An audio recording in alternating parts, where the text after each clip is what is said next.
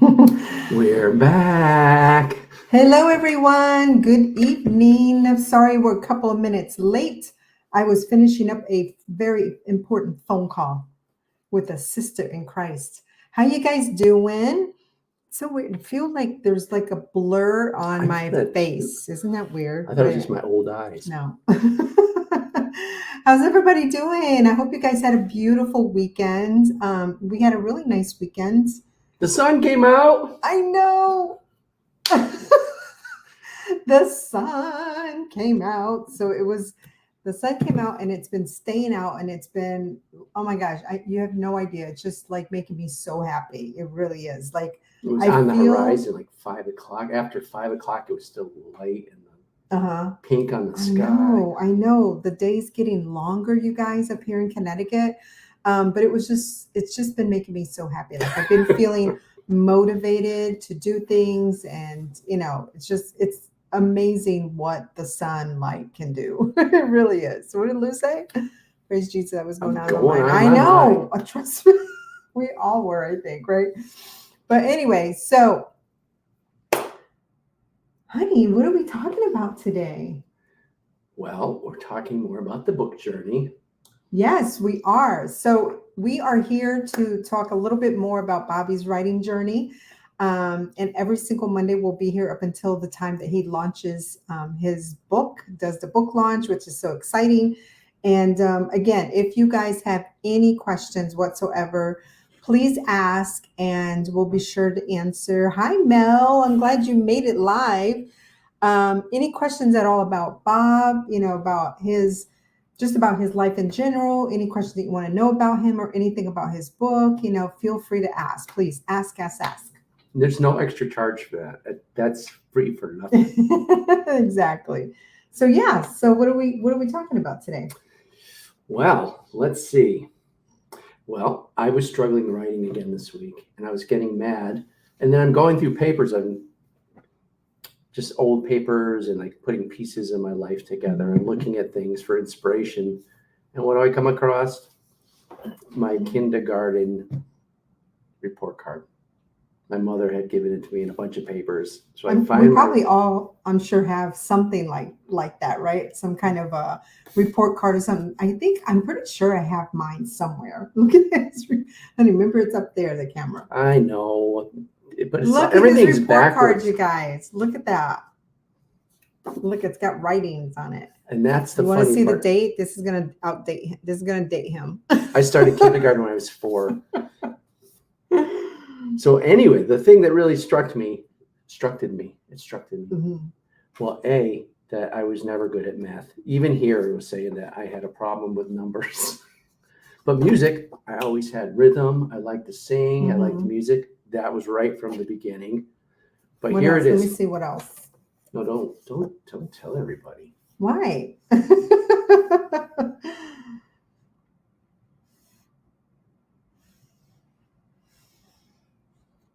That's not significant. You're keeping everybody waiting. Work, health, and safety habits. You I can was talk while I'm I was looking. always a clean little boy too.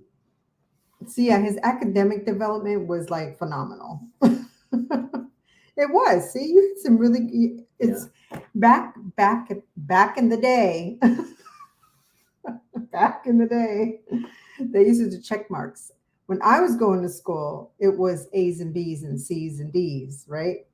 And It was just doing very well, needs does satisfactory or needs to improve. although, well, maybe I think there may have been check marks too. I think when I was in Check ele- marks were just invented in 1965. when I was in elementary or kindergarten. Wow. See, again, this is kindergarten. That goes long. That's way back. But anyway, okay. Yeah, Go rocks ahead. were new back then.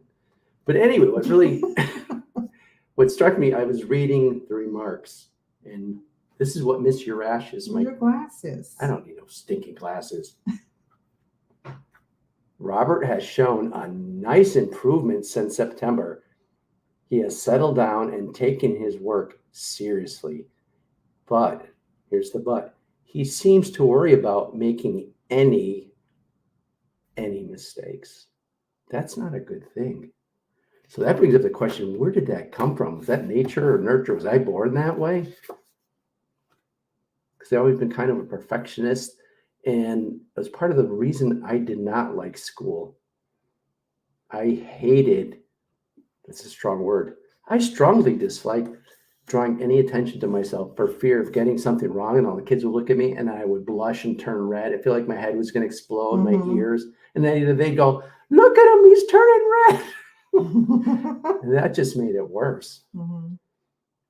And I carried all that junk of being, wanting to be perfect and afraid to make mistakes almost through my whole life. Yeah, I mean, that's going way back from when you were like 5 years old. Yeah, even that came up this week. Like I was, it's nice to want to put your best into it, but like, I was kind of freaking out about this. It was starting to bother me. I wasn't enjoying the writing because I wanted to be perfect. I want to get it done. It is true. We had many discussions about it. I was encouraging him to let it go. Just let it flow, honey. Just let it flow, And he was like trying to make everything so like. And it's only been the last 5 years that God has really broken that off and freed me from it. Right about the time. Same here. Yeah. With me with art, same thing. Revival Sound was part of it. And meeting Lou, like that was like the real push. God just pushed us into the limelight with Bobby Lou. And it was like, and it's so funny now, like I like being outside my comfort zone. That's cool. Very cool. It's just still strange that Mel said my kindergarten, my kindergarten teacher said I was a lovely student, but chatty Kathy. That is such a surprise. Wow.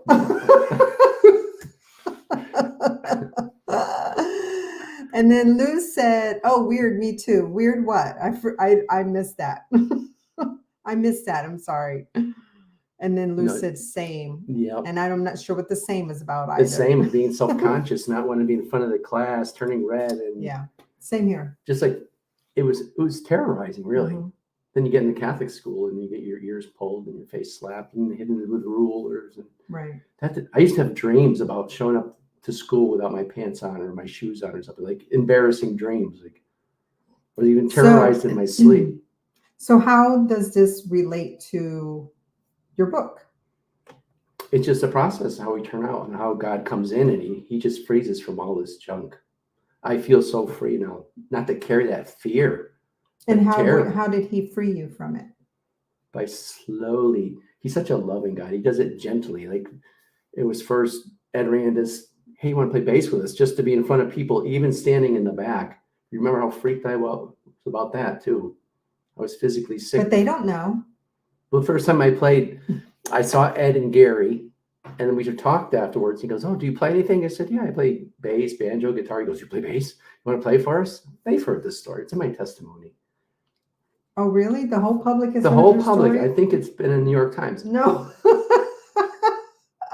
So Ed just wanted me to jump right in and just start playing with him out, playing out. But he could see I was nervous about it. So he said, why don't we come at my house and we can have a jam?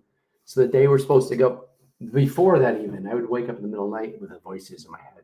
You're not good enough. They're so much better than you. You're an imposter. You're going to make mistakes. Everyone's going to laugh. So the day I'm supposed to go to Ed's house, I'm sitting. I was physically sick. My stomach was flipping. And he was standing out on the deck. And my face was beet red. She looked at me, and said, what is wrong with you? And I said, my blood pressure is through the roof. I feel like I'm going to have a heart attack. And I said, but I know what this is. He was beet red. I said, this is fear. This is an attack trying to keep me from going and just keep me in my fear. I said, you know what? If I don't play one right note, I'm going. And we went. And it was great. And that just got me set up with them. And I got to get comfortable in front of people, standing in the back again.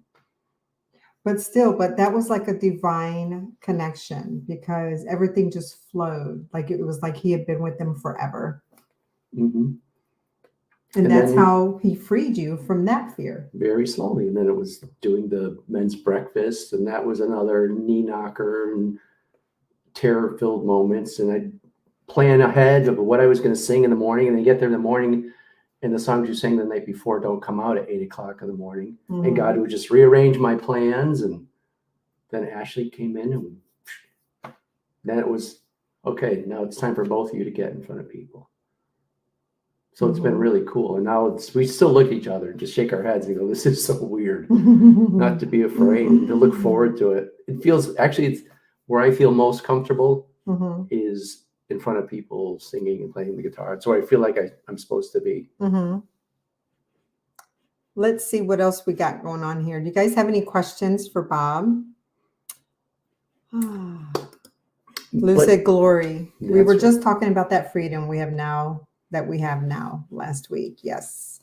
And then Mel said, fear, you don't own me. Amen. Amen to that, Mel. If anybody's dealing with fear, I can only encourage you, step out against it. Fear is an unsustainable emotion. God will break those chains. We're not meant to live in fear, and everything in life is hard and is uphill. Remember John Maxwell saying that? Yeah. Everything that goes downhill is a slippery, John Maxwell, by the way. Slippery slope. Years ago. And it goes nowhere. So you do have to, it's a struggle sometimes. You have to fight for it, but step out and the blessings you get are just phenomenal. It is. It is phenomenal. So here we are. You know, like Moses, he waits till he's going to call you. I feel we're just coming into our own now. At least he didn't wait till we were 80. Yeah, I know, exactly. We're living our best life, having the most fun. That's cool. So you guys have any questions? Lou said he'll use you in that place you never wanted to be, and then you can't imagine it being the old way. Exactly. Yeah, it seems like I've always been this way. And don't be afraid to make mistakes. Lou knows we get up there and I won't play the right chord, I won't sing the right words, and we just laugh about it. Who cares? Right. The big thing is to make that step. Step out. Look at all the people who were failures when they started. Colonel Sanders, he knocked on 1,000 doors before somebody wanted his chicken recipe. Oh, yeah. There was who else that you mentioned earlier? Abraham Lincoln. He was a failure in the military. His political career wasn't great, but he kept going and going, and he came through. Thomas Edison, he said, I invented 10,000 ways not to make a light bulb. Wow. You learn more from your failures than you do from your successes a lot of times. And you know what his wife said when he finally got it to work? What? Tom, will you turn that thing off and come to bed? He didn't.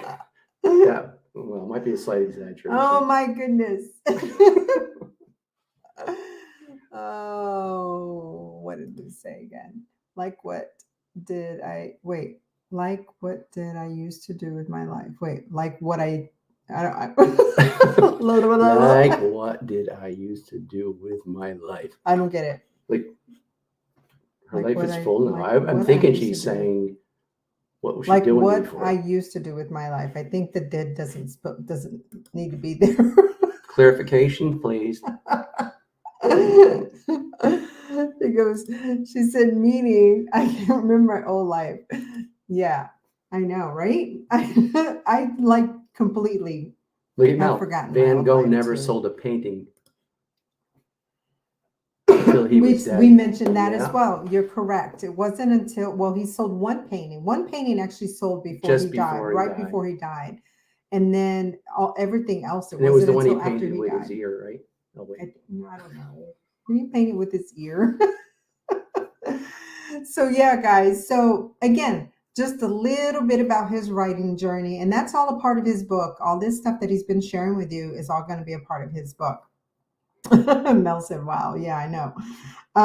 So again, if you guys have any questions pertaining to anything that he has talked about, or any questions for him personally, feel free to add them into the comments. Even if you're not on here with us now live and you happen to come and watch the replay later, we'll definitely answer them for you. Mel said, bad joke, Bob.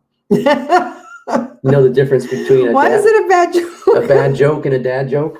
What? The letter B. See, there you go, Mel. There's another good one. So Mel's asking, how many chapters? My coach is saying to shoot for about 8 chapters. That's actually very good. So that's about how many pages? And you don't want them too long, and you don't want to wear people out. Right. How many pages? Oh, I don't know. right now I have about 52 Well, pages, was- so I don't know how it's going to come out in the book. So I'm trying to weed it down. There's so many details, and we don't need the details to give God glory. That's right. That's right. You're right. Sometimes you do. Sometimes you have to use discretion, because I can just go on and on and on. Which is funny. But when it comes to him telling his story and writing, it is true. He could go on and on and on and on, but To remember so much. no, yeah, The that's kindergarten. true. Just like his mom. His mom is 95 years old and remembers things from like when she was like a little girl. I remember people in my kindergarten class. Wow. Mario Longabuco, if you're out there, I remember. I don't. He's still the same. He's still the same I height. definitely do not even remember that. That's crazy to me. You've met Mario. Mm-hmm.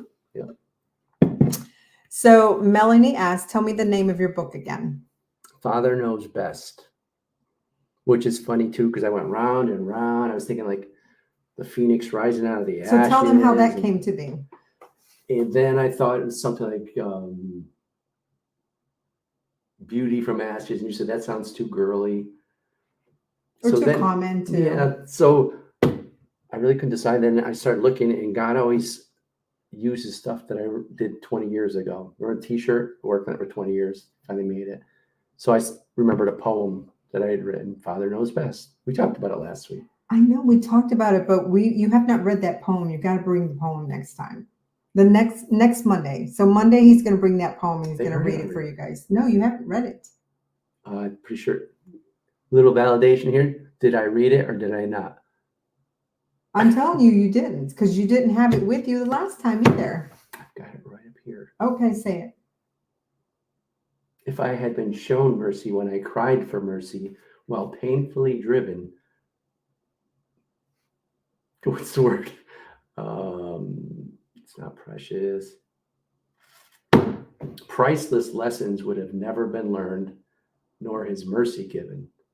In the light of truth, my eyes are open to finally understand God's perfect mercy, a life he's guided with a gentle, loving hand.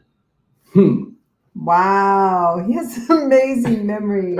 That is so cool. Wasn't that cool, you guys? That is amazing. So his poem is going to be a part of his introduction, from Father Knows Best. My coach has so many cool little ideas. I don't know if I'm going to start each chapter with a poem or some little thing. There might be QR codes you can put on your phone. It'll bring you to a song or a piece of art that correlates. That's a little too much information right now. Yeah, I want it to be a surprise. It could be our secret. See, it just keeps going on and on. You started it. I did not. It was Lou. She asked about the name again. It's her fault. Lou said, you're weird, but yes, that's cool. Oh, no. Oh, wait. She said, I heard it, but I don't think you showed it to all the people. Exactly. See? That's okay. But yeah, that's really cool. I also like repeat that. myself a lot. Lou's going to be tired of hearing that poem before. No, I love it. I love it. I think it's so cool. You guys, thanks so much for being on here with us. This was a lot of fun. We love spending time with you guys. We have fun, right? We did. We did have fun. Best friends in the world. So if you are around tomorrow morning, you can jump on with me and have a cup of coffee with me while I share a little message from God or whatever it is that he wants me to share with you guys. But you guys have a great evening and we'll see you next week. Bye. Look at, I got the right hand. You do this when it's outside.